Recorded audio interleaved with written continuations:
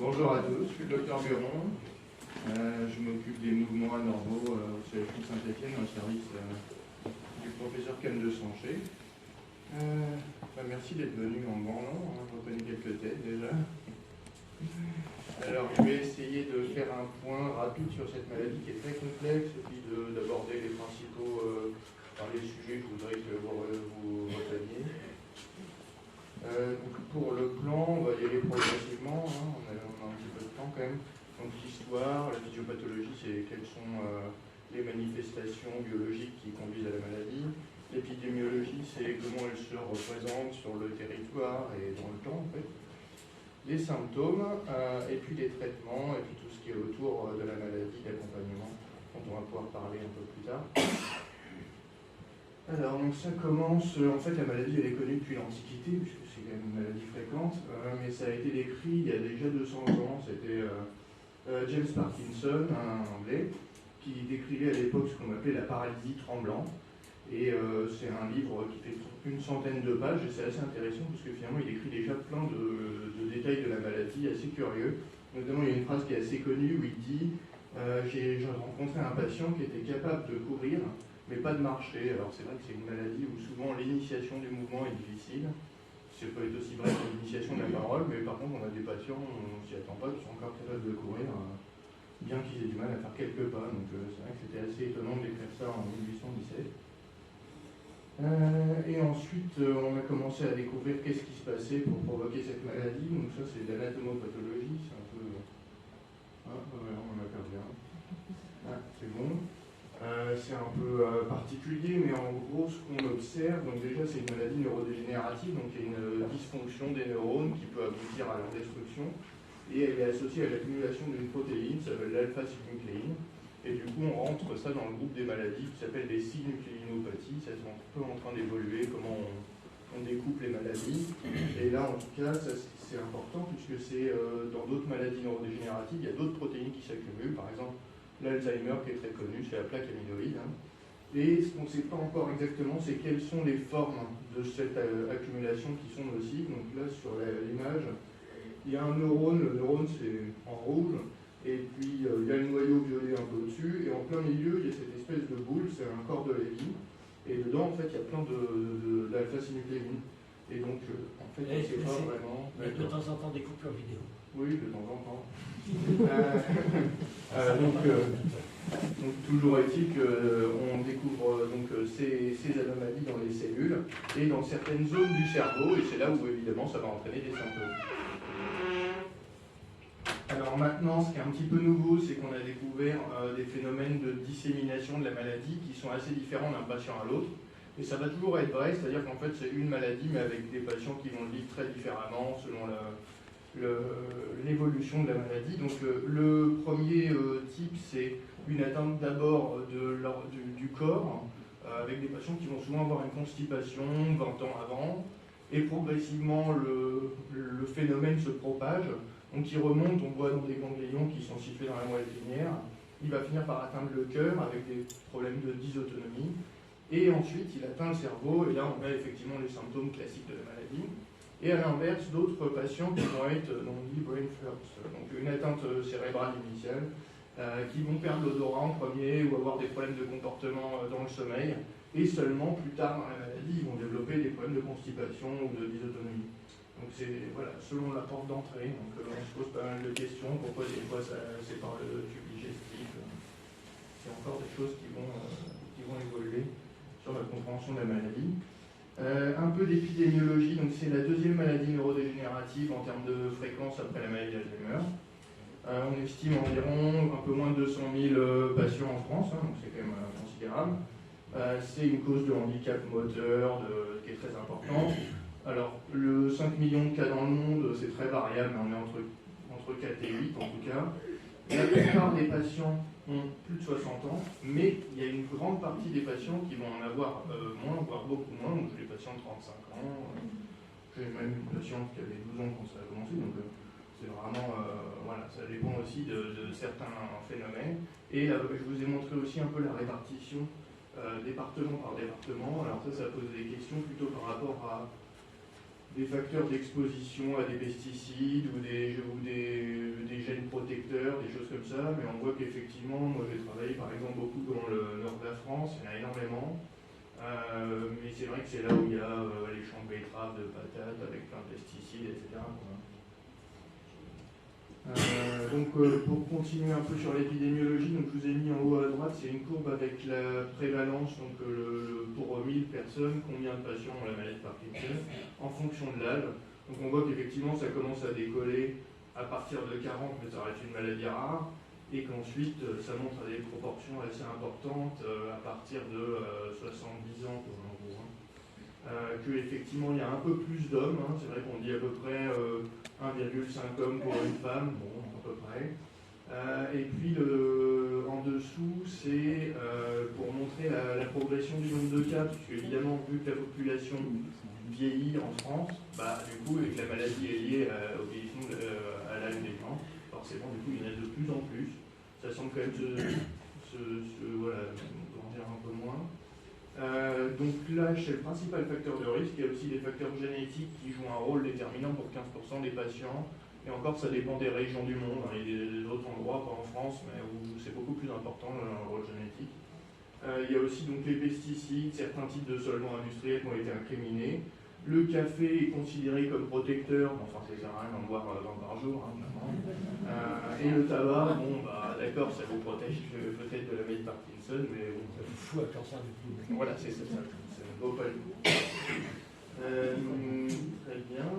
Donc ensuite, la clinique. Alors c'est important, ça c'est un des messages que je voulais vous faire passer, c'est que la maladie de Parkinson, on sait qu'il y a des tremblements, il y a des choses comme ça, mais il y a des symptômes qui sont bien antérieurs, notamment 4 principaux. C'est la perte d'odorat, environ 70% des gens ont dit, jusqu'à 10 ans avant les premiers symptômes. Alors ça forcément on ne s'en rend pas compte, surtout avec l'histoire du Covid, l'élément qui est peut-être beaucoup plus intéressant pour nous, c'est les troubles du comportement en sommeil paradoxal. Alors en bas, je vous ai mis un hypnogramme, c'est quand on enregistre le sommeil des gens. Avec l'activité du cerveau, on arrive à dire dans quel stade du sommeil ils sont. C'est pas très lisible, mais à partir de sommeil lent léger, c'est 1, 2, 3, 4. Bon. Et puis tout en haut, c'est l'éveil. Et puis on voit qu'il y a des barres rouges, ça c'est le sommeil paradoxal. Ça a été décrit par principalement Michel Jouvet, qui est un neuroscientifique lyonnais dans les années 70. Et en gros, c'est une partie où le cerveau, quand on l'enregistre, c'est comme s'il était éveillé. Il y a des rêves, c'est ceux dont on se souvient la plupart du temps. Et en revanche, le corps ne bouge pas du tout, il n'y a que les yeux qui bougent. Donc les Anglais, ils appellent ça le sommeil avec mouvement rapide des yeux. Donc il y a une inhibition pour pas qu'on bouge, justement, sinon forcément courir dans son lit, etc., c'est un peu compliqué.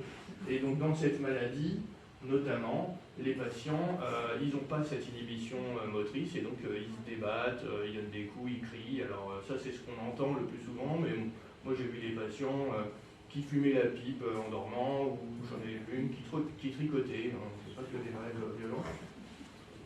Donc ça c'est important, ça apparaît 20 ans avant, parfois un peu plus, et c'est vrai qu'à l'inverse, si on a des patients qui ont ça et qu'on les suit, il y en a 70% qui développent des maladies apparentées à Alzheimer, apparentées par quelqu'un. Donc c'est des patients intéressants à suivre pour le futur, savoir si on peut venir un peu en amont. La dépression, ça c'est très important, que ce soit les troubles psychiatriques, dépressifs ou autres, l'anxiété, des choses comme ça, on retrouve ça très fréquemment, à la fois pendant la maladie ou avant. Et tous ces symptômes, la constipation aussi, hein, bien sûr, si ça commence au niveau du tube digestif, c'est logique, ils peuvent apparaître ensuite pendant, en fonction de la progression de la maladie. Donc il y a plein de patients qui vont l'avoir une fois avoir eu les symptômes moteurs, mais ça peut être des symptômes précurseurs. Et les signes moteurs, alors là c'est plus connu, hein, donc un tremblement de repos, effectivement, je ne vous ai pas forcément mis de vidéo, mais la particularité c'est que ça tremble quand on fait rien, et que quand normalement en tout cas, quand on a une posture, on lève le bras ou autre, ça disparaît. Souvent c'est que d'un seul côté. Il y a aussi de l'akinésie. L'akinésie, ça veut dire que le mouvement est de faible amplitude, où il est de plus en plus faible, et l'exemple assez typique, il y a pas mal de patients qui vont venir pour ce motif, c'est la micrographie qu'on voit bien ici. Peu à peu, l'écriture devient un peu en fait de mouche.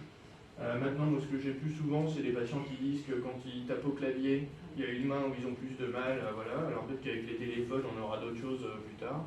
Mais c'est vrai que du coup, forcément, vu qu'on écrit moins à la main, ce genre de choses.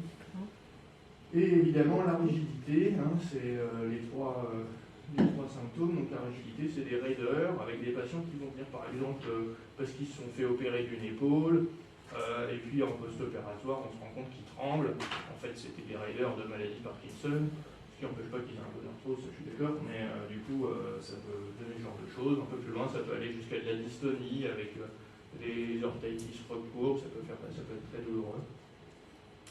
Et les signes non moteurs, alors là, il y a vraiment beaucoup de choses. Hein. Donc effectivement, des problèmes au niveau de la salive, on parle d'hypersialorée, qui salive un peu trop, notamment la nuit, ça peut être gênant si on en touche sur les choses. La sueur aussi, il peut y avoir des accès d'hypersudation, voilà. Les troubles vésico-sphinctériens au sens large, que ce soit urinaire ou plutôt sexuel, etc. Ça aussi, c'est des éléments qui peuvent apparaître dans la maladie.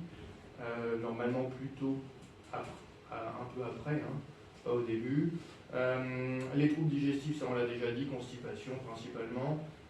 Des douleurs assez diffuses qui peuvent être liées à la raideur, mais pas seulement. Hein. Des patients qui ont des signes non moteurs très curieux, un patient qui a mal à la tête, qui fait comme un casque, bon, comme ça on ne voit pas trop le lien, mais pourtant c'est clairement lié à sa maladie. Les troubles de concentration évidemment. Troubles du sommeil, très important, de plus en plus étudiés dans la maladie, parce qu'on a des patients qui sont très insomniaques, il y en a d'autres qui dorment très bien, mais on a des patients qui dorment 2 heures, 3 heures par nuit, c'est vraiment un problème. Avec d'autres signes associés, ils peuvent avoir des syndromes de jambes sans repos, des impatiences dans les jambes, ou des mouvements pendant la nuit qui les réveillent. Ça, c'est important de bien le prendre en compte. Et encore une fois, les syndromes de type dépression ou psychose, avec quand même certains patients qui vont vraiment avoir des signes moteurs au second plan. Le problème, c'est vraiment l'atteinte psychologique qui va être déterminante. À la rigueur, ils ont un traitement pour leur maladie Parkinson, ils marchent presque comme n'importe qui, etc. Et par contre, au niveau psychologique, c'est vraiment très compliqué et difficile à prendre en charge. Donc, je vous ai mis un exemple, c'est une carte, un questionnaire qu'on fait remplir aux patients qui permet d'un peu apprécier tous les symptômes qu'on peut observer dans la maladie. Donc il y en a vraiment énormément, hein. Ça peut être... il faut discuter longtemps pour savoir tout ce qui se passe. Hein. Donc le traitement, pour faire assez simple, on a déjà un traitement non médicamenteux. Alors tout ce qui est kinésithérapie pour le travail de l'équilibre, le travail de la coordination des mouvements, vu qu'il y a souvent un bras qui bouge moins bien que l'autre, etc. L'orthophonie, c'est recommandé maintenant plus ou moins dès le début de la maladie. Et ça va être important quand il commence à y avoir des problèmes de volume sonore, des choses comme ça. L'ergothérapie, on va l'utiliser surtout pour les patients qui vont en centre de rééducation. Ça va être intéressant vis-à-vis de tout ce qui est s'adapter à l'alimentation, la conduite automobile, etc. Et puis l'activité physique, alors que ce soit personnelle ou qu'elle soit avec un professionnel, ça c'est un peu ce qui est en train de se développer depuis quelques années, c'est l'activité physique adaptée. On a encore des difficultés en termes de remboursement. Voilà, en gros, la Sécu voudrait qu'on le fasse, mais il faut encore des structures suffisantes pour. Mais ça viendra, je pense, à l'avenir. Et en termes médicamenteux, on a plein de familles de médicaments qui ne vont pas permettre de ralentir la maladie, malheureusement. Ils vont permettre d'essayer de rétablir le fonctionnement normal des neurones en utilisant... en augmentant ou en diminuant certains neurotransmetteurs, en disant qu'on peut peut-être rééquilibrer un peu les choses. Donc classiquement, on va utiliser de la levodopa, ça a été découvert dans les années 70, c'est vraiment la révolution. Ça diminue le tremblement, ça diminue la raideur. Le problème étant qu'il y a quand même des effets secondaires, et puis il y a aussi des problèmes quand il y a trop de levodopa, ça donne des mouvements anormaux de type dyskinésie, du surdosage. Et donc ça va nous amener au sujet suivant, qui seront les fluctuations motrices. Les autres médicaments, on peut donner aussi des agonistes de la dopamine, l'idée étant que ça augmente l'effet de la dopamine, sans rajouter de dopamine. On dit que c'est un peu plus écologique, on respecte plus la sécrétion de dopamine. Il y a quand même des effets secondaires importants en termes de somnolence et aussi des formes d'addiction, des choses comme ça. C'est pas forcément si simple.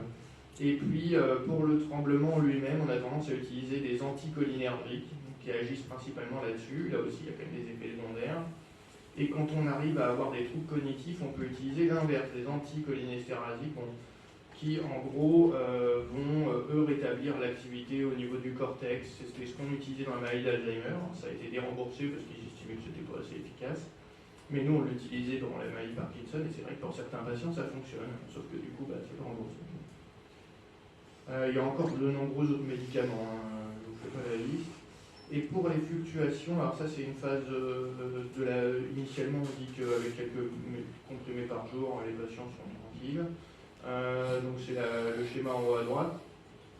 Et puis à un moment qui peut survenir, d'ailleurs, mais pas forcément chez tous les patients, mais des patients qui vont rester à peu près comme ça, et d'autres qui vont rapidement avoir des fluctuations motrices et non motrices. Alors ça c'est plus embêtant, ça veut dire qu'ils vont être soit un peu surdosés, avec des mouvements anormaux, etc., de l'agitation, soit au contraire sous-dosés, donc le blocage, le freezing, c'est quand les patients ne peuvent plus décoller les pieds du sol, des phénomènes dystoniques, des crampes, des douleurs, tous les signes non moteurs qu'on a vus.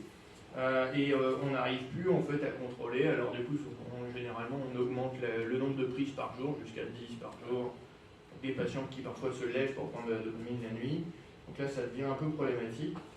Et donc on a des traitements qui ont été instaurés depuis les années 90 pour ce type de problème. Le plus connu c'est la stimulation cérébrale profonde. Donc l'idée étant qu'on va aller cibler une structure qui est touchée assez rapidement dans la maladie. C'est donc le noyau sous-thalamique, et on va implanter des électrodes dedans, on cible en fait avec les examens IRM et puis avec des logiciels. Et ensuite, on va stimuler ces régions, ce qui va permettre de corriger un peu l'hyperactivité d'une région par rapport à l'autre, qui peut donner ces tremblements, etc. Donc c'est assez efficace, ça permet de diminuer les fluctuations, ça augmente la quantité de temps où les patients sont on, donc où ils sont bien, quoi, ils arrivent à marcher. Ça améliore la qualité de vie, on diminue les traitements de manière très importante la plupart du temps. En revanche, il faut quand même opérer les patients. Il faut sélectionner les patients, ça on le sait, puisque sinon ça peut être délétère. Donc pour retenir déjà l'indication de chirurgie, et aussi pour choisir la cible, on ne fait pas toujours le noyau sous-thalamique. Si les gens sont gênés que par leur tremblement, on va faire une autre cible. Et d'ailleurs, on opère aussi des gens qui n'ont pas de maladie de Parkinson, mais qui ont des tremblements, ou qui ont des dystonies, des choses comme ça. Voilà. Donc on a donc il y a un bilan à faire en pré-chirurgical pour savoir ce qu'on va proposer. Et puis, c'est quand même plus ou moins irréversible. C'est-à-dire qu'une fois que c'est fait, pas forcément, on n'a pas trop envie de retirer tout ça. Hein. Donc, il y a quand même aussi des changements de piles tous les quelques années. C'est quand même, c'est quand même assez extraordinaire, mais en même temps, il y a des contraintes. À l'inverse, on a des solutions qui sont réversibles, celles-ci. L'idée, c'est d'essayer d'avoir un taux de dopamine continu, ce qui devrait pouvoir empêcher ces fluctuations. Donc on utilise notamment la pompe à apomorphine. Alors le nom est un peu mal choisi parce que ça n'a rien à voir avec de la morphine. Hein. C'est dans la catégorie des agonistes de la dopamine. On va avec ça pouvoir infuser le produit sous la peau avec une petite pompe. Là je vous ai mis des images pour avoir une idée à peu près de la taille. La pompe apomorphine c'est à gauche. Et la deuxième, c'est la pompe à dopamine intrajejunale, donc c'est l'endroit où le produit, la lévodopa est absorbé, c'est un peu plus loin que l'estomac pour résumer. Et donc cette fois-ci, il y a quand même besoin d'une chirurgie, il y a un tuyau en fait à travers la paroi de l'estomac. Donc c'est vrai que le problème c'est que c'est beaucoup plus lourd, parce que déjà la machine est plus grosse, il faut quand même opérer les gens, il faut quand même faire un trou dans le ventre. Il faut aussi avoir des gastro-entérologues qui sachent s'occuper de ça, parce que sinon... donc tout ça fait que c'est quand même plus compliqué. Mais l'intérêt, c'est que c'est vraiment de la lévodopa, donc c'est la même chose qu'il y a dans le cerveau, en fait. Donc ça, c'est quand même intéressant.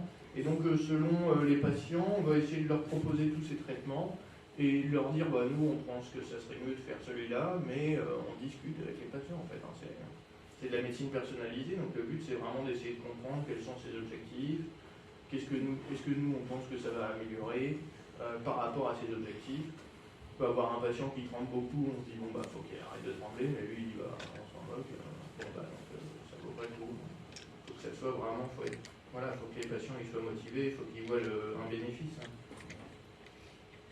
Et pour le futur, il y a plein d'autres choses. Ce qui est en ce moment en cours, et puis là, il y a des choses un peu plus dans l'ordre des projets. La stimulation dopaminergique continue intracérébrale, c'est de mettre la dopamine directement dans le cerveau. Ça a été fait à Lille, on ne sait pas encore trop ce que ça donne. Il y a aussi la dopathérapie sous-cutanée, c'est-à-dire comme la pompe à apomorphine, mais avec de la dopamine. Ça, on devrait l'avoir dans quelques années. Il y a aussi des neurochirurgies qui sont moins invasives, pas forcément avec l'installation matérielle, notamment donc le LIT, c'est un laser qui permet d'aller en gros brûler une zone.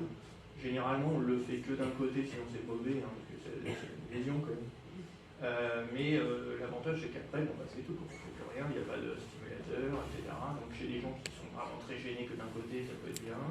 Chez les gens qui ont des problèmes de tremblement, finalement, ils tremblent des deux mains, mais ils préfèrent pas avoir de matériel, et puis trembler plus que d'une main, mais ils peuvent quand même écrire, ils peuvent manger, c'est pas idiot. Peut-être qu'on va l'avoir bientôt ici, c'est le FUS, ça veut dire, en gros, c'est un ultrason très focalisé, qui permet de faire à peu près la même chose. Ceci près que il n'y a quand même pas le trou, il n'y a même plus de trou dans le crâne. Ouais, vraiment, voilà, ça c'est peut-être quelque chose qui se fait déjà, mais qui est vraiment assez récent et qui peut être utilisé dans plein d'autres indications. Et donc peut-être que c'est la chute de Saint-Étienne, on fera ça dans les années qui viennent. Encore une fois, probablement plus pour des gens qui sont gênés que d'un côté, quoi. Ça c'est quand même un élément intéressant. Les traitements neuroprotecteurs qu'on étudie dans toutes les maladies neurodégénératives, pour l'instant, malheureusement, hein, c'est chou blanc. La greffe de cellules souches, ça, il y a des protocoles en cours. Pour l'instant, c'est pas encore flagrant, sachant quand même que c'est une maladie qui est très lente d'évolution. Donc, la difficulté, c'est qu'il faut des années pour obtenir des résultats. Ça, c'est quand même complexe. Donc les vaccins qu'on est en train de faire contre la maladie d'Alzheimer, contre la maladie de Parkinson, l'idée d'immuniser pour qu'il attaque ces protéines quand elles ne sont pas trop utiles, en tout cas au cerveau. Et c'est vrai que pour la synucléine et la protéine amyloïde, c'est raisonnable. Les thérapies ciblées cette fois-ci, donc ça va être d'utiliser des anticorps qui vont aller supprimer ces protéines anormales, peut-être même les formes de protéines qui nous dérangent, ça sera encore mieux. Et enfin, pour les 15% de maladies génétiques, ça serait tout simplement de changer leur gène. Ce qu'on peut faire, ça fait bien 20 ans qu'on le fait, mais c'est très difficile. Surtout quand c'est dans le cerveau, qui est bien protégé normalement. Voilà. Et puis en dehors de tout ça, il y a beaucoup de choses à faire pour les patients, pour leur entourage, puisqu'en fait, ça va avoir beaucoup de retentissement, que ce soit pour les patients plus jeunes sur leur travail, qui vont vous demander est-ce que je vais encore pouvoir faire mon travail dans 20 ans, etc. C'est important. Hein. La conduite automobile, hein, ça fait 1 an qu'on commence à avoir des réglementations plus strictes pour toutes les maladies neurologiques, hein, pas spécialement la maladie de Parkinson, mais avec la nécessité d'évaluation de la conduite, ce genre de choses. Évidemment, tout ce qui est relations sociales, sentimentales, hein, faut reconnaître, c'est des maladies où le couple, c'est pas toujours simple. Hein,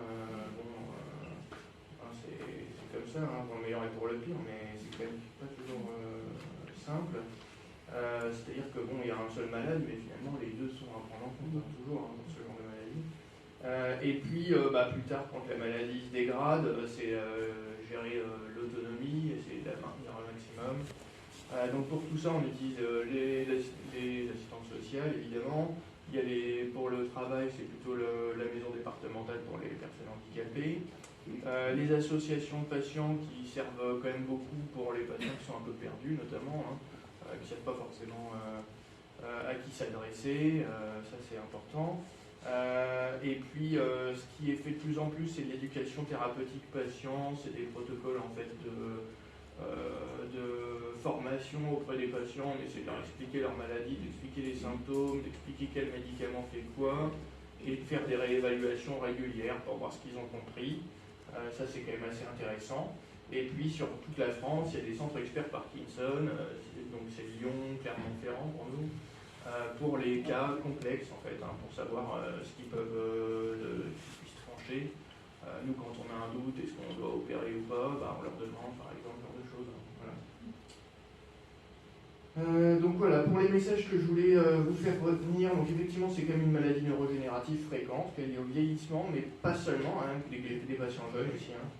Et puis finalement, si on considère que ça commence 20 ans avant, bah, c'est quand même surtout des patients jeunes en pratique. Les signes précoces qui sont très peu connus, et c'est vrai que ça sera sûrement un enjeu à l'avenir de pouvoir diagnostiquer ces patients bien avant les symptômes moteurs. Et le retentissement de cette maladie qui est vraiment multiple, hein, physique, ça c'est évident, c'est tout ce que les gens savent tous ça, mais vraiment psychologique, c'est capital, y compris sur le sommeil, hein, ça on n'en parle pas forcément assez, et puis social, bien entendu, que ce soit sur le travail, les relations familiales, etc. Il y a donc besoin d'une prise en charge très personnalisée pour ces patients qui sont tous différents les uns des autres, n'ont pas du tout la même rapidité d'évolution, les symptômes qui les gênent le plus, c'est pas du tout toujours les mêmes, il faut vraiment être adapté à chaque fois.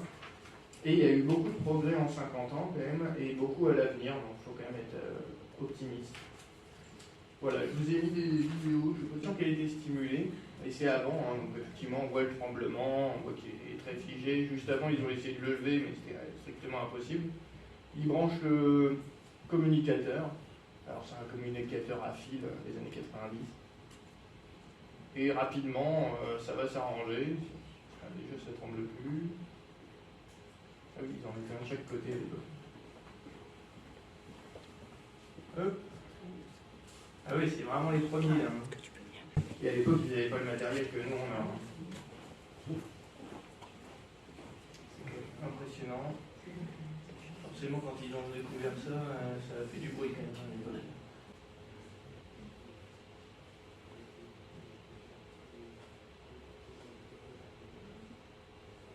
Et là, il est éteint. Je commence.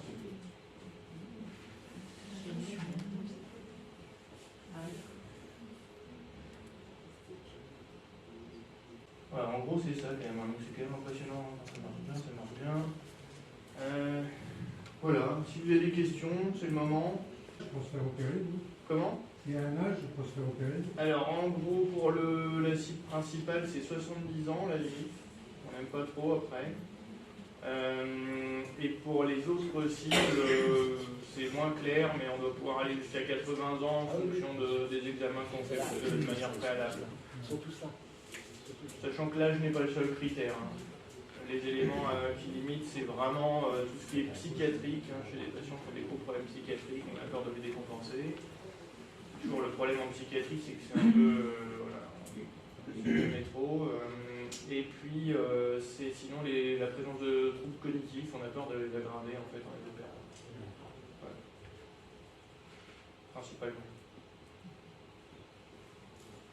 Oui, puis je suppose à côté de ça toute la forme physique qu'il faut avoir pour supporter une opération. Oui, en soi, la chirurgie, c'est vrai que ça peut être assez impressionnant, mais on n'ouvre pas le crâne, hein, on fait des trucs dans le crâne et on met des électrodes qui sont très fines. Hein, et c'est ce qu'on fait aussi, par exemple, moi je le faisais à Amiens pour l'épilepsie, on met la même chose, le même type d'électrode, mais cette fois-ci enregistreuse, et on en mettait jusqu'à 12 de chaque côté. Donc là, il y en a 2, quoi. Non, c'est même pas assez étonnant, mais on peut traverser le cerveau sans que ça fasse de gros dégâts. C'est assez curieux, mais oui. Souvent, au début, les patients ils peuvent être un peu gênés parce qu'il y a l'œdème post-opératoire, mais oui. Est-ce qu'une grosse perte de poids peut venir de Parkinson ? Bah écoutez, oui déjà, parce que les traitements ils peuvent donner des grosses diarrhées, ça peut jouer, et aussi parce que si vous avez beaucoup de dyskinésie, ça fait perdre du poids très vite. Ça c'est un des problèmes des dyskinésies, on ne vous a pas montré forcément de vidéos, parce que c'est toujours un peu compliqué de montrer des vidéos de patients, ce genre de choses, mais c'est des mouvements très aléatoires, permanents, et en fait ça constitue un effort physique énorme, et les dyskinésies en soi sont souvent le prix à payer pour pas que les gens soient bloqués, mais si elles sont trop importantes, elles peuvent quand même entraîner des pertes de poids, des douleurs, des courbatures, comme si on faisait un marathon tous les jours. Donc il y a ça. En dehors de ça, je vois surtout ça. Après, si les patients sont très déprimés, ils peuvent perdre du poids parce qu'ils arrêtent de manger. Voilà. Oui. Moi j'ai mon épouse, est-ce que Elle marche bien, elle marche normalement bien. Non, elle marche normalement. Et puis, ces 2 ou 3 jours là, eh bien, elle ne peut plus avancer. Ses jambes marchent, les pieds ne bougent pas. Après, c'est difficile de répondre sans voir les patients, c'est quand même vraiment une spécialité pour le coup. Non, Si vous ne voyez pas les gens, on a rien à dire avec vous le 3 novembre. D'accord. En tout cas, ce qui est sûr, c'est que c'est une maladie où il y a des fluctuations qui peuvent être horaires, mais qui peuvent être aussi sur plusieurs jours, avec des jours où les gens vont bien, des jours où les gens vont moins bien, ce qui est plus difficile à gérer, hein, parce que autant on peut faire des ordonnances pour chaque jour, mais ça, le fait qu'il y ait des patients qui sont bien un jour, moins bien un autre, c'est plus délicat. Parce que le traitement qu'elle avait eu, je ne sais pas le nom du cachet, mais il y en a on monte jusqu'à 250. Ouais, je peux pas trop dire comme ça, il y a plein de causes pour lesquelles les patients peuvent se retrouver incapables de marcher, des causes qu'on peut traiter, d'autres non, Et ça se faut voir les gens. Si ça se trouve, dans quelques jours, elle recommencera un petit peu. Quoi. Ah, c'est possible, c'est possible. Oui. Des signes précoces Oui. de la maladie. À ce moment-là, la pathologie est diagnostiquée déjà. Alors, on peut éventuellement la diagnostiquer. C'est vrai que dans la maladie de Parkinson, je ne vais pas forcément parler des examens complémentaires parce que ça devient un peu compliqué, mais on utilise notamment une scintigraphie qui est marquée à la dopamine, donc c'est de la dopamine radioactive en fait, hein, et on va voir si elle se fixe sur les neurones qui utilisent la dopamine. Évidemment, s'il y a moins de neurones qui utilisent la dopamine, du coup il y a moins de signal. Et ce type de scintigraphie, ça permet, si on a un patient, bon, on est sûr qu'il a une maladie de Parkinson parce que tout est typique, on ne la fait pas. Si on a le moindre doute, on la fait. Et chez les patients qui ont des signes prémoteurs, ça se discute de la faire. Ça peut être dans le cadre de la recherche, parce qu'on ne va pas aller chercher une maladie à un patient alors qu'on ne peut pas encore empêcher l'évolution. C'est pas éthique. De la même manière qu'on ne va pas vous rechercher tous les gènes du monde pour trouver des maladies génétiques qu'on ne peut pas traiter, ça serait absurde. Par contre, dans le cadre de la recherche, si les patients sont intéressés pour le faire, on peut le faire. Et donc dans ce cas-là, on leur fait par exemple le DAT scanner. Et si vous avez des troubles du comportement en sommeil paradoxal et un DAT scanner pathologique, là, vous avez une maladie Parkinson au stade prémoteur. J'ai 2 questions. Je suis là. Ah oui. Bon. J'ai 2 questions. La première, Parkinson et l'hérédité. Mhm. La seconde, n'y a-t-il pas des sports à risque au niveau du Parkinson? Je pense à la boxe, au rugby et au foot. Ce qu'on sait sur la génétique, il y a donc certains gènes qui vont entraîner un risque de développer dans la maladie de Parkinson dès qu'on a un gène muté, hein, donc ça c'est ce qu'on appelle les formes autosomiques dominantes. Elles ne sont pas très fréquentes en France, en tout cas, c'est assez rare. Mais en revanche, dans certains pays, en Afrique du Nord, ils ont beaucoup de patients qui ont ce gène-là. C'est des formes qui sont souvent du coup plus précoces, un peu plus lentes aussi. Voilà. Mais de toute façon, les gens qui ont la maladie plus jeune, généralement, ont des formes plus lentes. Chez nous, après, il y a plein de petits gènes qui vont un peu augmenter le risque. Et donc, si on en a plein de petits gènes, il y a beaucoup plus de risque de développer la maladie. Mais ça reste quand même principalement ce qu'on appelle du sporadique, quoi. Pour ce qui est des sports, c'est plutôt dans le domaine encore de la recherche, de savoir tout ce que ça peut provoquer. Effectivement, les traumatismes crâniens successifs. On sait que ça provoque des maladies, notamment d'Alzheimer, ça c'est assez net. Pour ce qui est de la maladie de Parkinson, c'est moins sûr. Hein. Je pense que là, on peut pas. C'est un peu la même question que ce qu'on se pose avec le microbiote intestinal pour les formes digestives initiales. Voilà, on ne sait pas encore répondre à cette question. Tu disais tout à l'heure qu'elle était connue depuis l'Antiquité, cette maladie. À ce moment-là, il n'y avait pas de pesticides. Ah oui, de toute façon, la maladie, elle n'est pas uniquement liée aux pesticides. Hein. Vous pouvez être exposé aux pesticides toute votre journée, vous ne l'aurez pas forcément, mais ça augmente. En fait, si vous voulez, on peut schématiser les choses de cette manière. Si on vivait 200 ans, probablement tous à la fin on aurait une maladie de Parkinson, c'est juste que chez certains elle va se développer plus vite. Parce que c'est des dépôts, on va parler plus tôt, c'est une susceptibilité d'une certaine manière. Mais bon, c'est pas encore tout ça. Hein. Voilà, mais c'est vrai que c'est déjà décrit par les Égyptiens. Donc ouais, c'est vraiment depuis toujours. Hein. Et puis je sais pas si les Égyptiens n'avaient pas de pesticides pour être honnête. La maladie de Parkinson, est-ce que ça écourte la vie ou si les gens peuvent vivre avec, moi je veux dire. Alors concrètement, c'est quand même une maladie qui a une évolution et qui se traduit par des problèmes à la phase dite tardive qui sont vraiment mauvais pour les patients, c'est-à-dire les chutes notamment, les problèmes de déglutition et les troubles cognitifs. Ça, c'est 3 éléments qui vont fragiliser le patient et qui peuvent aboutir à son décès. Après, est-ce que c'est une maladie qui entraîne le décès en 10 ans? Majoritairement non. On a des patients qui ont 30 ans, 40 ans d'évolution, voire plus. Mais c'est quand même quelque chose de tout à fait sérieux comme maladie.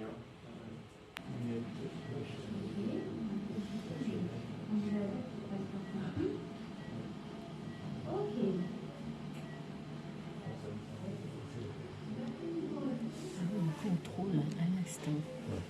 C'est dingue, hein, comme ça fait. Ça, d'un coup, ça prend tout.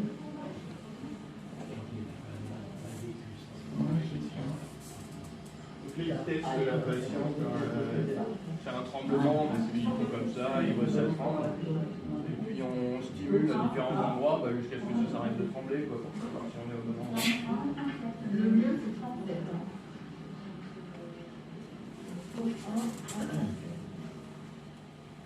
Et la différence, c'est que maintenant on a un scanner dans le Les tests sont terminés. Là, à l'époque, ils ont juste un radioscope.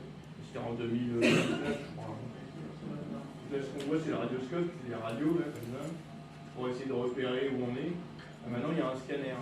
Donc, à la fin du bout du film, la patiente elle va au scanner pour vérifier si c'est au bon endroit. Mais nous, on fait des scanners pendant la chirurgie. De l'autre côté, de la même façon. C'est variable, normalement c'est 1 par mois, là exceptionnellement on en fait 2, mais normalement c'est 1 par mois. Donc ça fait plutôt 11 patients par an parce que au mois d'août on n'est pas là. C'est vrai que c'est très compliqué parce que c'est le même anesthésiste qui fait tous les blocs, la même neurophysiologiste qui fait tous les blocs, le même neurologue, c'est moi, et le même neurochirurgien. Il n'y a qu'un seul bloc où il y a le scanner, donc il faut qu'il y ait tout ça en même temps. Et du coup, alors, si quand même vous avez quelqu'un qui se présente sur le protocole de la neuro, la stimulation, il y a quoi comme délai après? En gros, 6 à 9 mois, sachant que c'est vrai que en fait, c'est pas trop mal, parce que les délais, par exemple, à Lyon et Clermont, c'est 2 ans. Donc, du coup, forcément, on a des patients qui viennent de Lyon et Clermont, du coup. Ouais. Bon, du coup, bientôt, ça sera notre tour d'être à 2 ans. Mais, voilà.